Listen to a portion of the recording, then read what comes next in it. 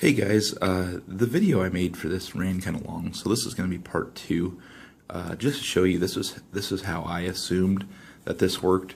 I figured there was a notch here, and then a skinnier shaft that ran down here, and then like a coil type spring that hit a cap here. These are the pins. I was trying to show my brother how the pins were at the shear line and all that stuff, and how they would come out.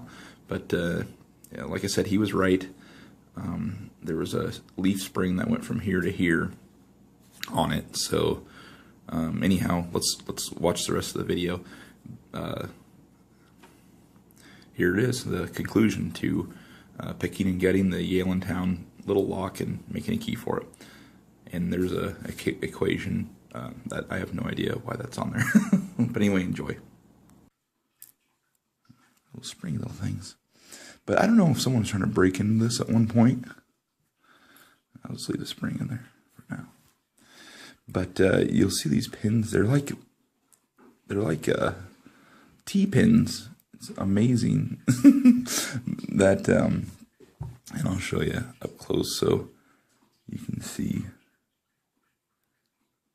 And there's that last one. But they're like T-pins, and I don't think that was on purpose. I think it was accidental from someone either trying to pry this lock apart or whatever. But you know, you can see down in there, that's where that leaf spring comes through on the other side, and it's just got a little. Set this down here. It's just got a little cutout, like a circular cutout on it. I don't know if you can see that or not, but you can see that circular cutout there, and that goes in to this groove right here, and that's what loads the spring when you pull up on it, and then it'll pull the shackle back down when you line those back up.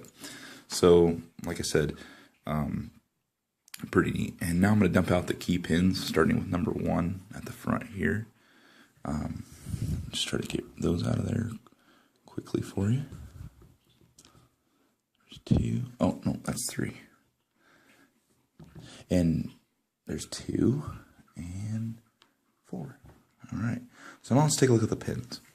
And like I said, the springs are still up in the Bible. That one came out, so I just set it over there. So let's take a look at these and see how cool they are. Oops, sorry about my finger there. I'm going to bring you up here. Try to get a good focus on them. Do you see what I see there on that key pin? Doesn't that look serrated as heck, as I'll get out to you?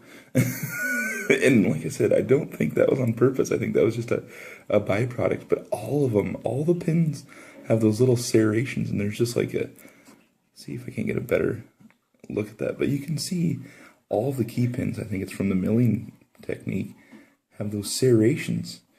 And it's just crazy that this was, you know, supposedly the first pin tumble lock. Gosh, I'm sorry about the shaking there. Let's see if I can get a focus without the shaking. No, that was I'm sorry, this is really blurry right now. Okay. So anyway, we got these serrations in here. And you can see those real good there. And then check out these. I'm going to bring one of these up. Check out these top pins. Can you believe that those driver pins, they're like mushroom pins? But I couldn't imagine. And you can see where on the ends here where like they lathed it, you know, they lathed it off and cut it off. You know, you can see the little nib on the end of it. But look at that. That's a freaking mushroom pin. That is so cool. But I think that might have been from just a ton of use, or maybe a break-in attempt or something like that. But there's like 2 or 3 of the key pins like that. I'll show you them all right now in one shot. But come on, you get in here. Okay, so I'll show you all the pins in one shot, and we'll get a good focus on them. But you can see, I mean, you got 2 T-pins there. You got this short little guy, and all of them, every single one of them are serrated. So that is just so cool. But anyhow, really quickly, I'm going to bring you back up here, and we'll get you focused in here. And I'm just going to show you how I made the key for the one I made. And basically, like I said, all these blanks fit in the keyway. Or not blanks, I'm sorry. These are old keys. These are not blanks. These are old keys that were already cut that, you know, you'd look at a sale or something like that and kind of just think, worthless, it's on a blank. But you can use these to get a key made for them. Maybe not that one. Okay, so that one didn't, but this one should fit in there. Yeah, so this one fits in there, and you see there, you've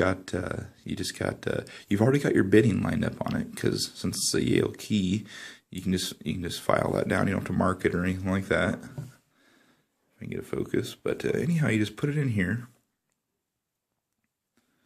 And I don't think I'm gonna make the key in this video, but I'll just show you how to get it lined up. So you put that key in there, and then you just take your key pins and you try them out in the holes, and see that one's sticking up, so that one will work there. And you got this one here. We'll see if it'll work there. Oops. And like I said, you'll have to do some filing, but that one will work in that spot after a little bit of filing. That one's sticking up too. You see that sticking up just a hair? See those sticking up just a hair? So those two will work in that spot. You just got to do a little bit of filing. And this is where I ran into trouble on these end ones. Let's see if this guy will get in there. That one worked too. So this key will actually work for that. And I forgot to tell you, the bottom of this is kind of open. You see that? So make sure that if you are doing one of these, you kind of hold your thumb down there when you're trying to get the shear line lined up on that. So that one worked. That one worked. And let's see if we can go for number 4. Nope. This is the problem I was talking about in my first video. See how that one falls below the shear line? That's going to be like, you know, the key's not even in it. It'll jam up your lock. It will not open with the driver pin that low below the shear line. But like I said, all you got to do is try to do the old switcheroo with another pin. Like, see how this pin sticks way out of the shear line there? I'm sorry about the focus here. I'm looking over the camera. But see how that one? So maybe if I can dump number 4, I can try number 1 over there. And that seems to be the longest pin. Let's try number 1 over there. Actually, it's not the longest pin. Let's put him back. I think either number 2 or number 3 was. Yeah, number 2 is pretty tall, or number 3 is pretty tall. So you got that guy with a shear line, and now if this guy will stay above the shear line with everything all lined up. Ooh, it's right at it.